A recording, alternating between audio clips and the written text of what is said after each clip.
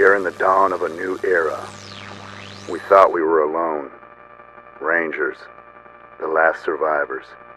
But as the skies clear and the radiation fades, we're picking up more distant signals. And I'll be honest, what I'm hearing out there scares the living shit out of me. Don't listen to that murderer, you fool! Vargas may call himself a general now, but he and his Rangers are still the same dog-killing savages they were 15 years ago. The Red Scorpions will protect you people. The Rangers are no good, lying Let our muzzle flash be the light in the darkness, brothers and sisters. Our shining blades are the beacon that leads sinners to salvation. Some call us murderers or lunatics, but we are an army. God's army. Put on earth to wipe the slate clean. Can I get an amen, brothers and sisters?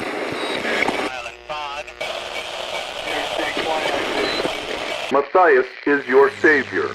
He will make you into a perfect union of man and machine. A race of synthetic warriors who will destroy those butchers in Arizona and bring our clean and perfect future to all corners of the world.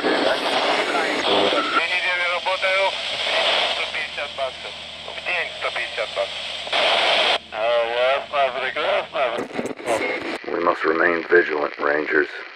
We must look to our borders and beyond, because the enemy is coming, whether we're ready for them or not. Ranger Citadel, this is Ag Center. Come in. We're under attack. It's the plants. Please come in. Ag Center, this is Citadel Base. Please state your situation. Over. Oh, thank God. Please, please hurry. The plants are attacking. They're killing us. Oh, God. The door. They're breaking down the fucking door. Ranger Team Echo 1, we have a distress call from the Ag Center. They're reporting unusual plant activity with casualties.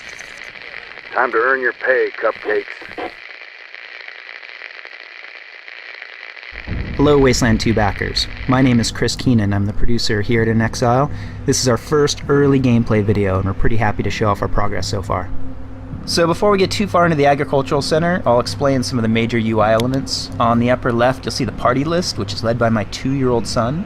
A major feature you'll hear a lot of us talking about is player customization, which means that I had to import a picture of him when he was sick a few months back. We'll also have a bunch of in-game portraits that you can choose from if you don't want to import one. Finally, rounding out the list, we have our resident dog designer, Chewy.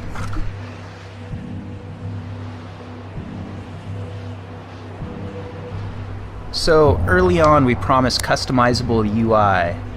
You can drag each one of the modules around the screen to change its size or orientation by unlocking it. On the lower left we have the action bar. You'll find a lot of the general gameplay buttons here, your equipped weapon, action point indicators, and combat. The middle is a skill bar. There's over 30 skills in the game and you can put your 6 most used per character in each one of these slots. And this one is the text window, which we use very heavily to keep the same narrative feel of the original Wasteland. Definitely keep an eye on it throughout the demo.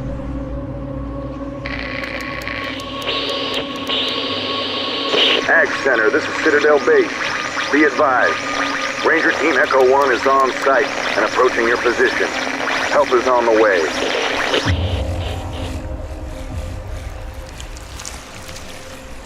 Now we're coming across some enemies for combat. By selecting the icon for perception, you can do a skill check on the enemies and have a possibility of seeing some additional enemy information as well as their perception cone. So if you cross paths with that perception cone with any of the Rangers, it starts combat. Right now we're going to spread out the Rangers, get ready for the first encounter, and here it goes.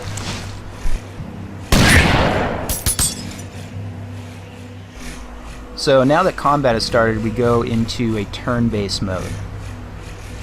The rule set is built on the original Wasteland and Mercenary Spies and Private Eyes with some tweaks to it.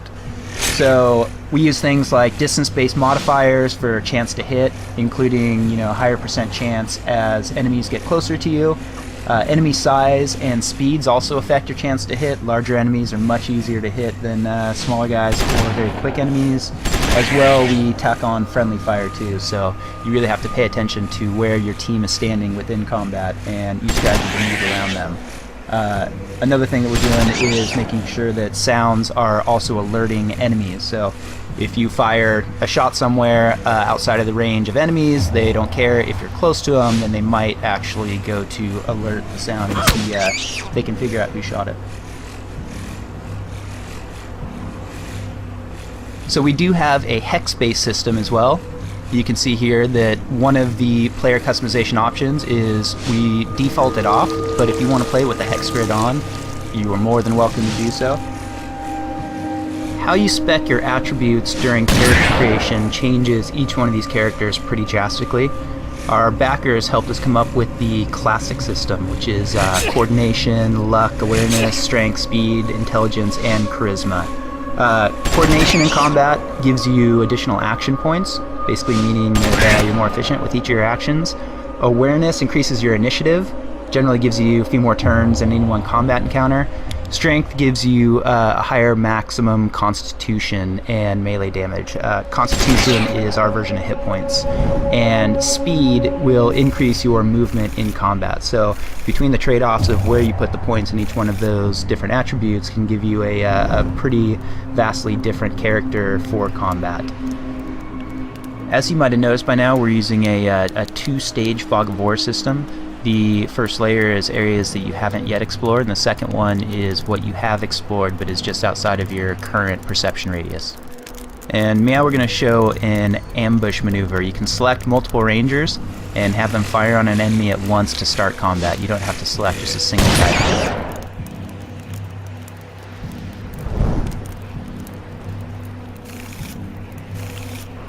We're coming up on our first locked door, which is going to show off some of the skill usage. So I can go down and select lockpick with Chewie and try and use it on the door. You'll see that it said it was a medium skill difficulty. Takes a little while for the skill bar to go up, and he failed. So in character creation, he wasn't necessarily spec'd with a very high lockpick skill. I can try somebody else, like Natasha, who does have a high lockpick skill.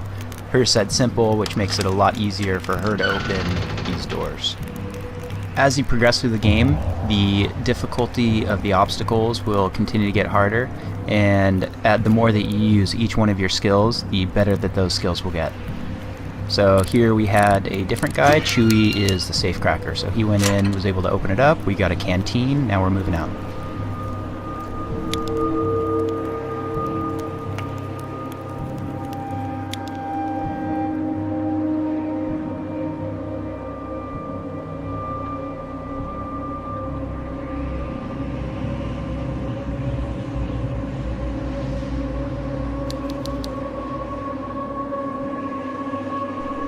So I told you earlier to keep an eye on the description text window, and one reason for that is that a lot of times we will give you clues as you go through the game for things that you can do within the world.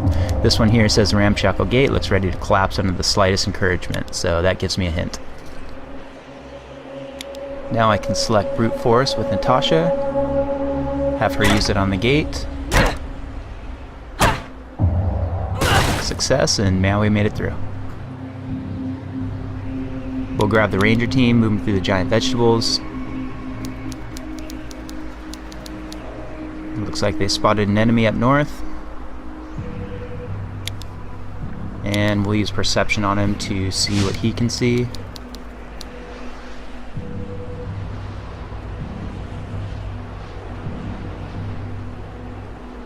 So this looks like a good opportunity to take somebody, bring him around to a cover point, and see if we can flank him from behind with the other team.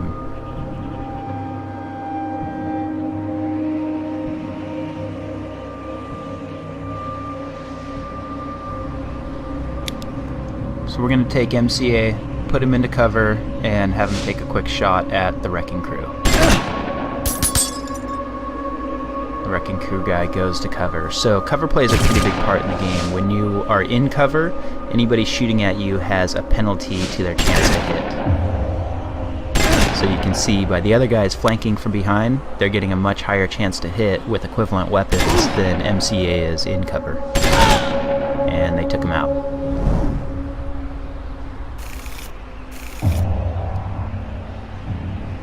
We'll get the team back together, move on towards the huge central building, which is the entrance to the agricultural center. So anytime you see that bubble icon, that's going to enter you into a dialogue. And this is the first dialogue window that we have popping up.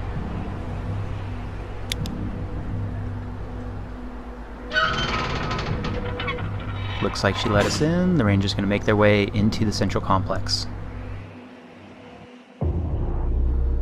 After we enter our fake level load, because we haven't implemented it yet, we end up in our first interior. Now the Rangers are introduced to Kathy Lawson. Both Kathy Lawson and Matt Forrestal were some of our first $1,000 backers. In fact, Matt was the very first one that we had. This also gives a good glimpse of the keyword system that we're using. So on the left-hand side, you have your local keywords, and those are ones that Kathy specifically cares about. As you go through the conversation, you will branch into different keywords, or you might close off some other ones, and the ones that you keep will go into the regional keyword section. Also big keywords like missions or anything that is a large item within the world will show up in the regional keyword section.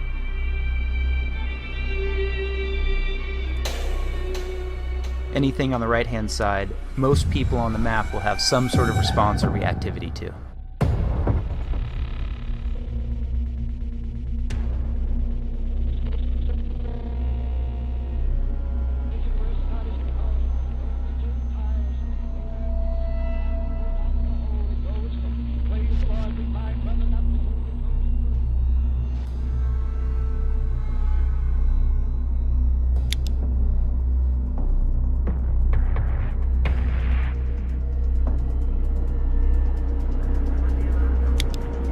Kathy here is essentially giving the Rangers their first mission to do inside the agricultural center.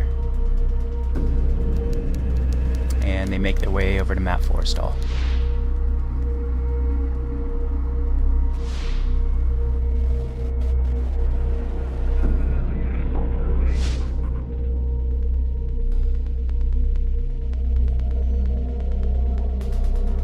One big advantage we have with this game is that we've already said we're not going to do a ton of voiceover work on it. So being that it's text-based, we can do pass after pass of reactivity going through there. So we can make sure that people are responding to specific items that you're wearing, to, you know, male or female in the party, to your charisma level, your strength level, all kinds of different variables. As well, we said that we were going to have the ability to type in specific keywords that aren't shown in either of the lists on the side. So here you saw him talk about Vargas. Anybody that played the original game remembers Snake Vargas, and sure enough, he has a line to say about that.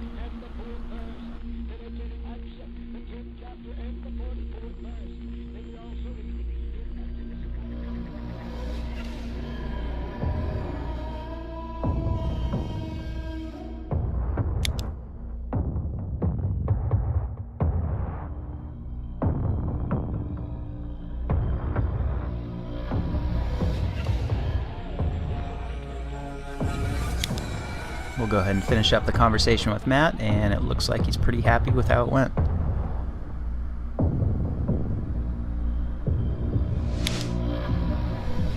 So tying back into the narrative approach that we're taking, we want to make sure that most of the items in the world had some sort of description to them that gave you more information about the world.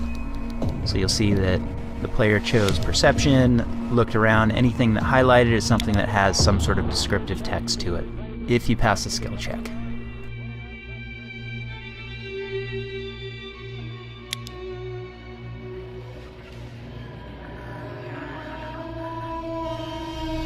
Some of the descriptive text you come across are put in there pretty much just to entertain us.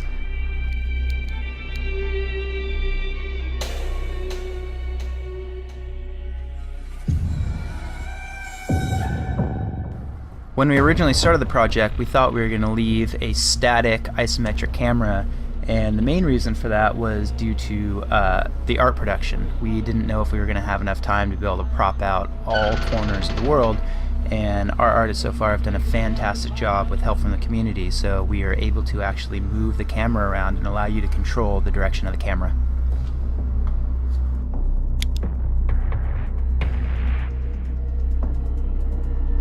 One of the things that we loved about the original Wasteland was that there was more than one way to solve the same obstacle.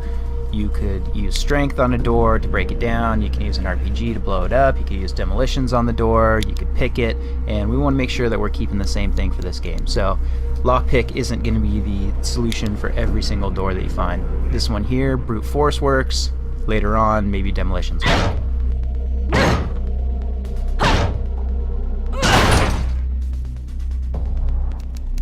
Now that we've broken into the door, we can get some loot. Looks like we're going to pick up an AK-97 and some ammunition.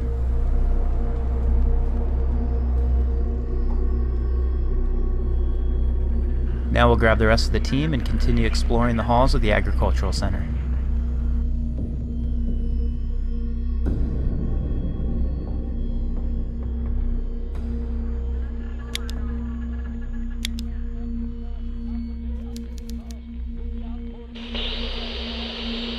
Ranger Team Echo 1, this is Citadel Base. Received word from Maxwell. All that you are on site and en route to irrigation shutoff. Please confirm. Over.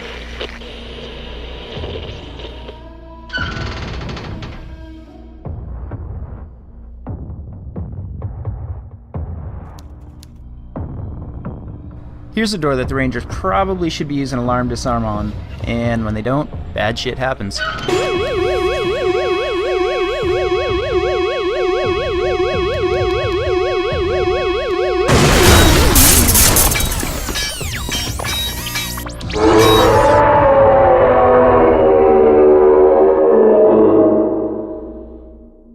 First off, I want to apologize to everybody for having to sit there and listen to me for the last 15 minutes. And second, everybody in Exile wants to thank each and every one of you that helped pledge for the game. We really hope that you're happy with where your money's gone. Team could not be more excited to be making this game. I think we're on a pretty good track, and we hope you think so too. Thanks for watching.